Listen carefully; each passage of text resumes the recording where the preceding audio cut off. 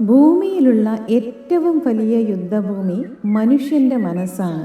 യുദ്ധത്തിൻ്റെ യഥാർത്ഥ കാരണം മനുഷ്യൻ്റെ കടിഞ്ഞാണില്ലാത്ത ആഗ്രഹങ്ങളും.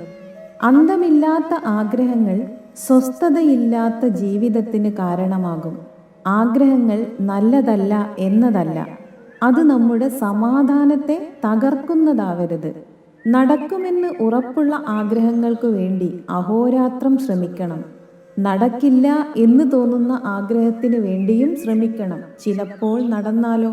എന്നാൽ ഈ ശ്രമങ്ങൾ നമ്മുടെ സമാധാനത്തെ തകർക്കുമ്പോഴാണ് നാം നമ്മുടെ ജീവിതവും ചുറ്റുമുള്ളവരുടെ ജീവിതവും യുദ്ധക്കളമാക്കുന്നത്.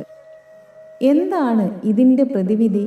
പ്രശ്നങ്ങൾ ഉണ്ടാവുമെന്ന് കരുതി ഒന്നിനും ശ്രമിക്കാതിരിക്കുകയാണോ വേണ്ടത്? അല്ല.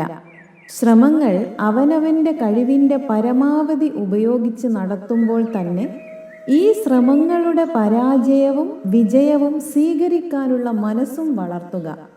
അപ്പോൾ നടക്കാത്ത ആഗ്രഹങ്ങളെ നടക്കില്ല എന്ന് അംഗീകരിച്ച് മുന്നോട്ടു പോവാനും നടന്ന ആഗ്രഹങ്ങളിൽ അമിതമായി ആഹ്ലാദിച്ച് മതിമറന്നു പോവാതിരിക്കാനും നമുക്ക് സാധിക്കും.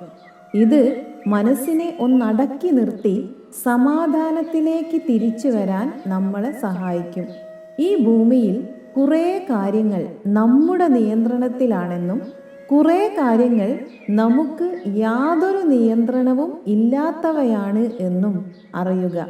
ഈ അറിവ് ലോകത്തിൻ്റെ യാഥാർത്ഥ്യം നമുക്ക് വെളിവാക്കിത്തരും.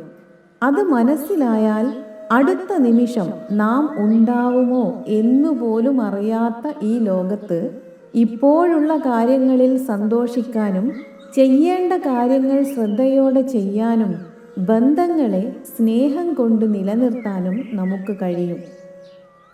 നാളെ എന്തെങ്കിലും ചെയ്യാൻ നാം ഉണ്ടാവുമോ എന്ന കാര്യം നമ്മുടെ കയ്യിലല്ല എന്നറിയുമ്പോൾ ഉള്ളിലുള്ള ആഗ്രഹങ്ങളിൽ പലതിനെയും വേണ്ടെന്ന് വയ്ക്കാനും ഉയർന്നു വരുന്ന പ്രതികാര ചിന്തയുടെ അർത്ഥശൂന്യത മനസ്സിലാക്കാനും ജീവിതത്തിൻ്റെ യഥാർത്ഥ സന്തോഷവും സമാധാനവും കണ്ടെത്താനും കയ്യിലുള്ള സമയം പരസ്പരം സ്പർദ്ധയില്ലാതെ സ്നേഹത്തോടെ ജീവിക്കാനും നമ്മൾ സ്വയം തയ്യാറാവും.